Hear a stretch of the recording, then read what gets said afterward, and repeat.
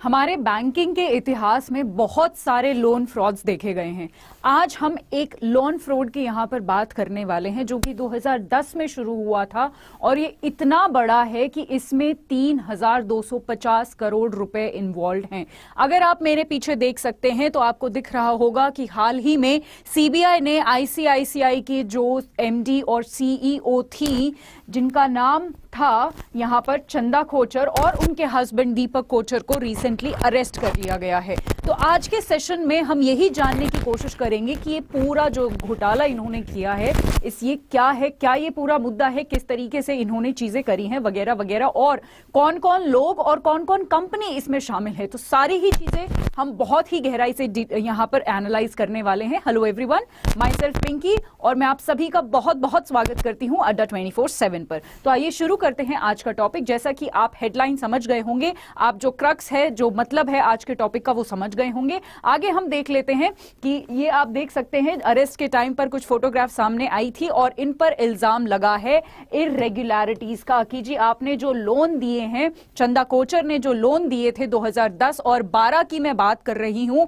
आज हम उसके 10-12 साल बाद खड़े हैं और ये जो पूरा मामला है ये अब सामने आया है। इतने सालों बाद जाकर इनका अरेस्ट हुआ है और कहीं ना कहीं मुझे पर्सनली ऐसा लगता है कि जितने भी ये इर्रेगुलरिटीज होती हैं या घोटाले होते हैं, ये टाइम पर इनका रेगुलेशन नहीं हो पाता है कहीं ना कहीं, और यही एक चीज है जो हमें अपने देश में थोड़ा इंप्रूवमेंट की जरूरत है कि चीजें टाइम पर हो। अगर चीजें या इलीगल तरीके से या गलत तरीके से कुछ हो रहा है, स्पेशली बैंकिंग सिस्टम में, देखिए बैंकिंग सिस्टम तो हमारे देश का बहुत बड़ा एक आधार है, एक पिलर है, तो वहां पर सही तरीके के रेगुलेशंस होना बहुत बहुत जरूरी है। चलिए अब बात कर लेते हैं, वापस आते हैं अपने टॉपिक पर। अगर मैं थोड़ी सी हिस्ट्री के बारे में बताऊं तो चंदा कोचर जो हैं 1984 में उन्होंने आईसीआईसीआई बैंक ज्वाइन किया और वो जो हैं एमडी और सीईओ 2009 में इस साल इस बैंक की बनी। देखिए उनके पास जो है बहुत बहुत अच्छा मौका था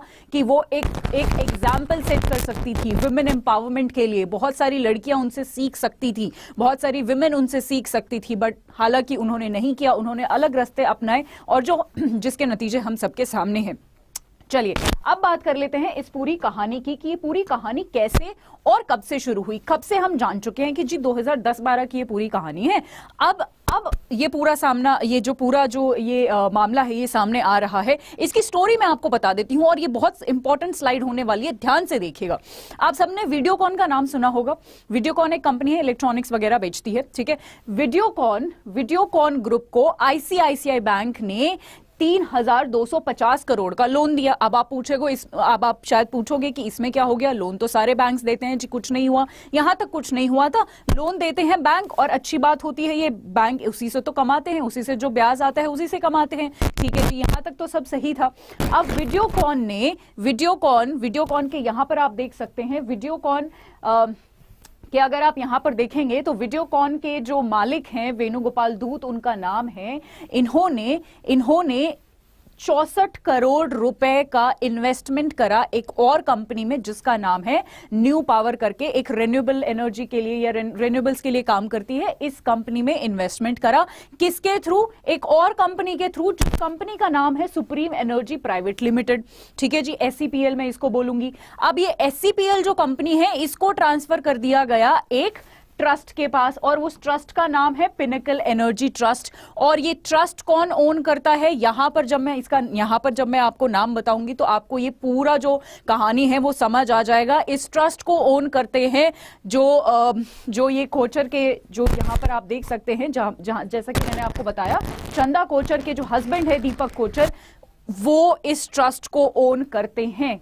राइट। यहां पर मैं लिख भी देती हूं, दीपक कोचर जो हैं वो इस ट्रस्ट को ओन करते हैं। अब आपको शायद ये पूरा सीक्वेंस समझ आ रहा होगा कि ये लोन या तो वीडियोकॉन को था, बट इनडायरेक्टली वो कहां हेल्प करने की कोशिश कर रही थी, अपने हस्बैंड की जो कंपनी है, जो ट्रस्ट है, उसको वो इनडायरेक्टली इलीगल तरीके से हेल्प करने की कोशिश कर रही थी। सीबीआई ने जो है उनको बेसिकली जांच के लिए बुलाया और वो जो है उसमें उनका साथ नहीं दे रही थी, कोऑपरेट नहीं कर रही थी सीबीआई को, इसलिए सीबीआई ने उन दोनों को अरेस्ट कर लिया। ये हम ऑलरेडी देख चुके हैं, राइट। और सीबीआई ने एग्जैक्टली इलीगली क्या, या फिर आप बोल सकते हो उन पर क्या इल्जाम लगे हैं, got illegal gratification undue benefit through her husband from दूध फॉर सैंक्शनिंग लोन्स वीडियो। कौन सी, यही मतलब है कि गलत तरीके से जो प्रॉपर पॉलिसीज हैं लोन देते टाइम, जो प्रॉपर रेगुलेशंस हैं वो नहीं फॉलो करे गए, गलत तरीके से लोन दिया गया और अपने पर्सनल बेनिफिट के लिए, अपने हस्बैंड को बेनिफिट पहुंचाने के लिए इस तरीके से इनडायरेक्टली लोन उसने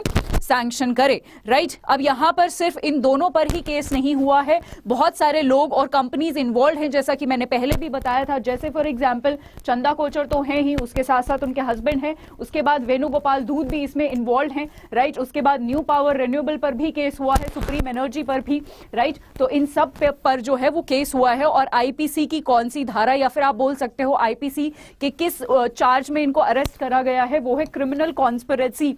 क्रिमिनल कॉन्स्पिरेसी के तहत इनको जो है क्रिमिनल कॉन्स्पिरेसी और चीटिंग, ठीक है, ये दो चीजें साफ साफ शब्दों में बोली गई हैं, जिसके तहत इन दोनों को अरेस्ट हाल ही में किया गया है, राइट। तो आई होप आज का जो पूरा ये एनालिसिस है, स्पेशली ये वाला जो स्लाइड था जहां पर मैंने आपको पूरा कहानी बताया कि कैसे वीडियोकॉन को लोन दिया, फिर उसके बाद उन्होंने 64 करोड़ न्यू पावर को सप्लाई करा, इन्वेस्ट करा, ठीक है, किसके थ्रू, एसईपीएल के थ्रू। इस एसईपीएल को फिर कहां ट्रांसफर करवा दिया गया, पिनेकल एनर्जी को ट्रांसफर करवा दिया गया। इस ट्रस्ट का मालिक कौन था, दीपक कोचर, जो कि चंदा कोचर के हस्बैंड थे। तो इनडायरेक्टली किसको बेनिफिट करने की कोशिश करी गई, उसके हस्बैंड को, राइट। तो ये सारा पूरा मामला था और उनको बेसिकली जब 2018 के आसपास ये टाइम था जब आईसीआईसी बैंक ने ये पूरी जांच करने की कोशिश करी, शुरुआत करी एक्चुअली।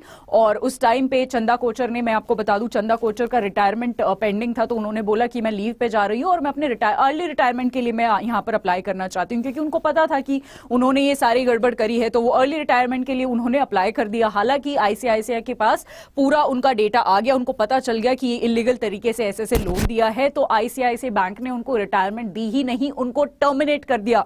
देखिए, ये बहुत ही बड़ी बात होती है, किसी सीईओ का रिटायरमेंट ना मिलना, उसको टर्मिनेट कर दिया जाना। उसके ऑफकोर्स उसका पर्सनल जो इमेज होता है वो तो खत्म हो ही जाता है, उसके साथ साथ उसको रिटायरमेंट के जितने भी बेनिफिट्स होते हैं, जैसे अगर उसको रिटायरमेंट मिलता, चंदा कोचर को रिटायरमेंट मिलता, तो आईसीआईसी बैंक के कुछ शेयर्स मिलते और भी बहुत सारे बेनिफिट हैं जो रिटायरमेंट बेनिफिट्स बोलते हैं जिनको हम, वो कुछ भी नहीं मिला, उनको टर्मिनेट कर दिया गया और फाइनली उन पर केस कर दिया गया। और आज जो भी नतीजा है, जो भी फैसले हैं, वो हमारे सामने है। इस केस में आगे कुछ भी होगा या हमारे एग्जाम से रिलेटेड कुछ भी आएगा, वो मैं आपको शेयर करती रहूंगी। इसको अगर आपके डिस्क्रिप्टिव में भी आप यूज कर सकते हो, जब भी एनपीए, अच्छा एनपीए से मुझे याद आया, ये जो 32,000, हाँ जी, ये जो हमने यहां पर नंबर आपको बताया है, हाँ, 3,250 करोड़ का जो ये लोन दिया गया है फ्रॉड तरीके से, इलीगल तरीके से, ये पूरा पैसा एनपीए बन गया, नॉन परफॉर्मिंग एसेट। मतलब ये लोन में जब बैंक पैसा देता है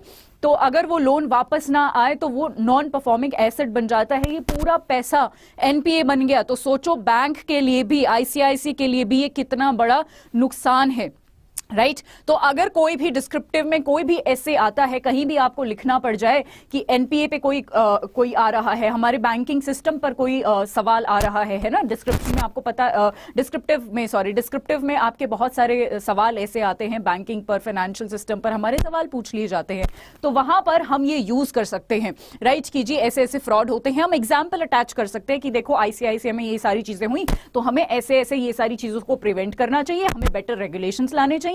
और बेटर रेगुलेशंस के लिए हमारे आरबीआई जो है ऑलरेडी स्टेप्स उठा रहा है। अगर आपको याद हो, मैंने कवर करवाया था, आरबीआई ने 7 ऐसी रेगुलेटरी बॉडीज को, या फिर आप बोल सकते हो जो कंसल्टेंसी फर्म्स हैं, कंसल्टेंसी फर्म जैसे फॉर एग्जांपल डिलॉयट, जैसे फॉर एग्जांपल मैकेंजी, ठीक है, इनको ऑलरेडी हायर कर लिया है कि जी आप हमारे बैंकिंग को और एनबीएफसीज को रेगुलेट करो आर्टिफिशियल इंटेलिजेंस और मशीन लर्निंग के माध्यम से, राइट। तो आरबीआई ऑलरेडी स्टेप्स ले रहा है, वो स्टेप्स आप सोल्यूशंस में लिख सकते हो, प्रॉब्लम्स में आप ये आईसीआईसीआई के ने जो अभी किया है, इसकी सीईओ ने और एमडी ने जो करा है उसका एग्जांपल कोट कर सकते हो। तो ये सारी चीजें आप डेफिनेटली आप अपने एग्जाम में कोट कर सकते हो, ठीक है जी।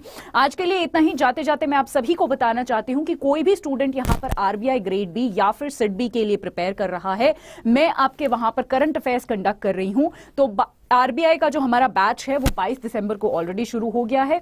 सिडबी का मैं बताना चाहती हूँ आज से हमारी फर्स्ट क्लास शुरू है, ठीक है, जहां पर मैं रोज 12 से 1 बजे आपके साथ जुड़ूंगी। करंट अफेयर्स में आपको कवर करवाऊंगी, पीडीएफ्स रोज अवेलेबल होंगी उसकी, राइट, 1-to-1 इंटरेक्शन हमारा होगा। उसके बाद डाउट क्लियरिंग सेशंस भी होंगे, आपको रिकॉर्डेड वीडियोस भी मिलेंगी, आपको बुक किट मिलेंगी, पीडीएफ आपके जितने भी नोट्स हैं सब कुछ आपको प्रोवाइड करा जाएगा। तो अगर आप इन दोनों ही कोर्सेज में एनरोल करना चाहते हैं तो आप अड्डा 24/7 के ऐप पर जा सकते हैं और वहां पर ये कोर्स जब आप परचेज करते हो तो Y674 आप ये कूपन यूज कर सकते हैं, जिससे आपको बहुत ही हेवी डिस्काउंट आपके कोर्सेज पर मिलेगा। आज के लिए इतना ही, और द बिगर पिक्चर को तो आप जानते ही होंगे, जहां पर अड्डा 24/7 रेगुलेटरी बॉडीज पर मैं आपके रोज करंट अफेयर्स कवर करवाती हूं। रोज सुबह 7 बजे मैं आती हूं और करंट अफेयर्स बहुत ही कॉम्प्रिहेंसिवली आपके यहां पर प्रिपेयर करवाती हूं। तो आज के लिए इतना ही, कल मैं फिर कुछ बर्निंग इश्यूज के साथ आऊंगी। Till then, thank you so much and stay tuned. Bye bye.